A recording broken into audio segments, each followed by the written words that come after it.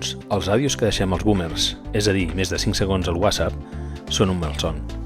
En canvi, pels que deixem petits podcasts, se'ns converteix en una oportunitat com és el cas, ja que avui ens comuniquem a través de WhatsApp amb...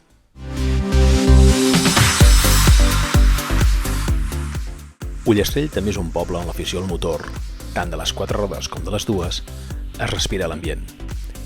Des d'un rally fins als grans adeptes de les trail clàssiques custom o deportives, Ullastrell esdevé un racó del Vallès on s'ensuma en cada corba la traçada d'una motocicleta.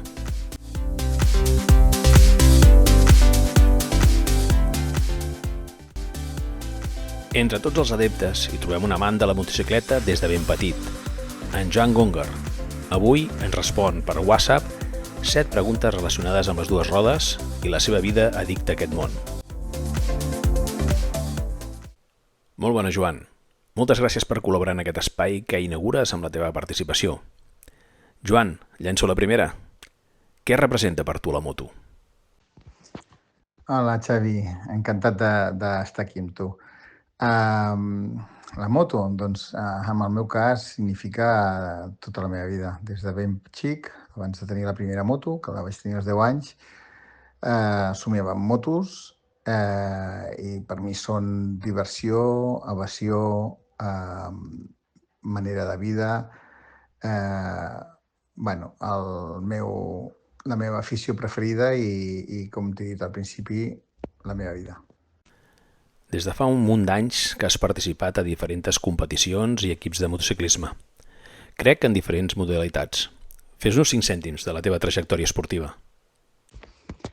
Doncs sí, quan t'agraden les motos també va vinculat una mica a vegades a competicions, proves, o que jo des de ben xic volia competir i volia ser un campió del món. He corregut amb trials i enduros amateurs, després em vaig ficar amb l'asfalt, vaig fer alguna prova de superbikes i el 95 em pensava que ja penjava el mono amb les 24 hores de Montjuïc, que es van fer a Montmeló, van ser les primeres que es van fer a Montmeló, però darrerament, els últims 4 o 5 anys, estic corrent amb un equip, amb motos clàssiques, amb una Suzuki GSX 1100 de l'any 86, amb l'equip que és un equip d'Ullastrell, el Suzuki Team Lo Sabes, amb el Paco Moya i tot el nostre equip, que hi ha gent d'Ullastrell i que és un equip que ens ho passem molt bé i que m'està permetent que a la meva edat encara fem curses. Aquest any anem tercers del campionat de la nostra categoria i ja veus que això, tinc 62 anys i no es cura. Sembla que els darrers anys es vegin més motos per la carretera. Tu creus que la moto està de moda? Bé, tenim la gran sort que el nostre país té tradició motociclista de sempre. I aquí sempre ha hagut molta afició i és un dels llocs d'Europa on hi ha més motos per càpita. Sí que és cert que, potser ara es veuen més com a un vehicle més eficaç per a les grans ciutats, etc. Però jo crec que no. El que passa que sí que hi ha més cotxes, més motos, més bicicletes, més de tot, perquè realment els parcs de transport estan creixent. Però, sempre ha hagut, jo crec que sempre ha hagut molta afició aquí a Catalunya a la moto. Joan, quan vas per la carretera, t'agrada saludar els motoristes, allò que es fa amb els 2 dits? T'agrada mantenir aquest còdic de germanor? Em fa gràcia que em facis aquesta pregunta, perquè jo sí, saludo perquè trobo que és algo molt maco que entre els motoristes intentem mantenir aquella espècie de solidaritat que havia abans, que ara no hi és, però almenys hi ha la cortesia de la salutació.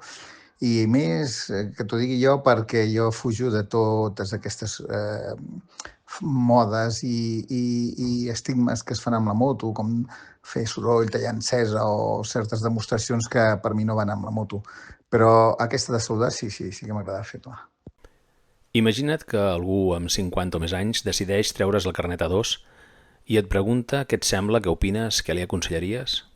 Home, em sembla perfecte. A 50, a qualsevol edat, inclús et diré més, a 50 almenys se suposa que alguna més de seny hem agafat, no? Que quan tenim 18 o 17 o menys.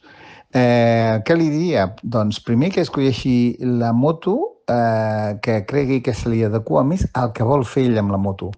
Tant si vol viatjar, si vol anar a fer curves o si vol anar per ciutat. I segona, dintre de les opcions, que sempre compri la que el cor li crida, perquè estem parlant d'una afició que va per emocions i has de gaudir d'ella doncs, conduint-la, anant per on vols anar i sobretot doncs, quan et baixes d'ella també has d'estar content.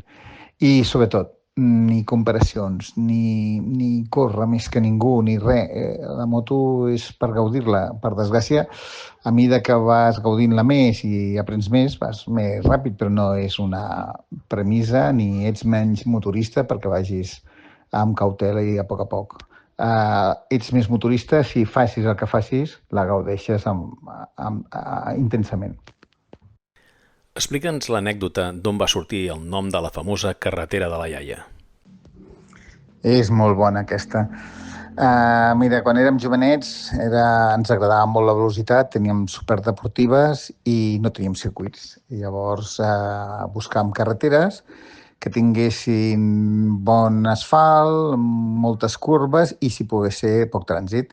I vam descobrir Can Massana, que llavors s'havia incendiat, estava al Camp Lleig, quasi no passava ningú, i havien reasfaltat tota la carretera. I és un traçat espectacularment bonic i bo. I realment anàvem allà. I allà hi havia la Casa Figueres, que era una masia antiga, regentada per una àvia, una besàvia, l'àvia i les netes. I un amic meu, el Xavi Lozano, en pau descansi, que és el que em va ensenyar en moto, anar amb moto eficaç i amb seguretat i ràpid. Una meravella de persona. Un dia per quedar cap allà no sabia com dir-li i dic, sí, allà a la iaia, perquè hi havia les dues iaies, hi havia.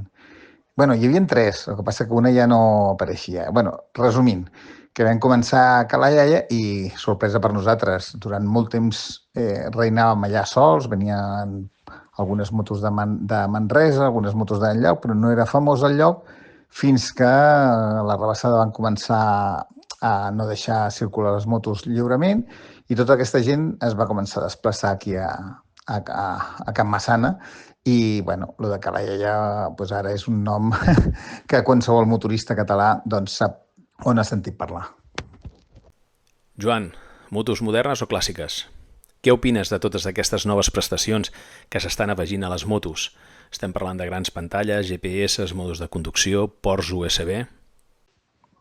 Bueno, hi haurà gent que no s'ho creurà, però a mi m'agraden totes les motos, des d'un ciclomotor a una gran moto, evidentment, i tinc unes preferències i altres que m'agraden menys, però a mi una moto, si és una moto, m'encanta. Les clàssiques, evidentment, m'entusiasmen, m'emprenya perquè algunes les vaig veure néixer jo, llavors jo també sóc un clàssic ja, però bueno, també m'agraden molt les modernes, amb això no tinc distinció. Què et diria? Per un cantó, tot el que siguin ajudes a la conducció i a la seguretat em sembla molt bé. Però s'estan fent motos com les cases aquestes a 1.200 i 1.300 que fan ara, que cada cop el pilot té moltes menys sensacions i n'ha de saber menys conduir. Això, per un cantó, sembla una facilitat i una seguretat, perquè la moto t'ho fa tot, però, clar, es perd una mica l'habilitat. La moto és un vehicle de dues rodes que depèn molt del terra, has de saber radiografiar el terra, has de tenir una mà que t'obeeix, que has de saber el gas que dones. Quan tens controls de tracció que t'ho fan tot, doncs, per mi perden molt. Jo, per dir-te que una moto que vaig provar per una revista, que era una BMW 1000RR, que tenia tot el que pot tenir i a més 204 cavalls, doncs vaig pujar a Montserrat plovisquejant amb el modo esport, amb molt poca ajuda. Per què? Perquè la moto és dolça de per si, mega potent però dolça i es podia pilotar molt millor que les antigues. Llavors, Bueno, no sóc un fan de tots aquests automatismes. És cert que poden anar millor a la gent, el que passa que em fa por que quan hi ha un ensurt, el pilot no sàpigui reaccionar. Per lo més no tinc cap inconvenient. Imagina que de totes les motos que has tingut, si les tens o les tinguessis, les haguessis de treure de la teva vida i només poguessis quedar-te amb una. Quina triaries? Aquesta pregunta potser és la que menys m'agrada. Vale que és una situació fictícia, no? Inequívocament, perquè forma part de la meva vida i m'ha donat molta essència amb l'època millor de la meva vida, em quedaria amb la Honda RC30, que encara la tinc, per cert. És la moto que més joc m'ha donat a la vida. El que passa que té una cosa, desprendre'm de qualsevol de les que tinc o no poder tenir algunes de les que vaig somiar sempre, doncs em fa molt trist pensar-ho. Vale? I el dia a dia, evidentment, no és la moto que faig servir una trail perquè ara el que em dóna vida és anar amb moto, però viatjar per pistes de terra, per asfalt i viure al món, que em queda molt per veure i ja no tant temps. Però vamos, que si passés aquest cataclisme em quedaria amb la Honda RC30 per lo que significa la meva vida. Moltes gràcies, Joan, per enviar-nos aquests whatsapps i compartir aquestes experiències que han omplert la teva vida al voltant de les dues rodes, i esperem que durant molts anys tinguis salut i puguem compartir aquestes rodades i aquestes carreteres mítiques de la nostra terra. Salut i gas!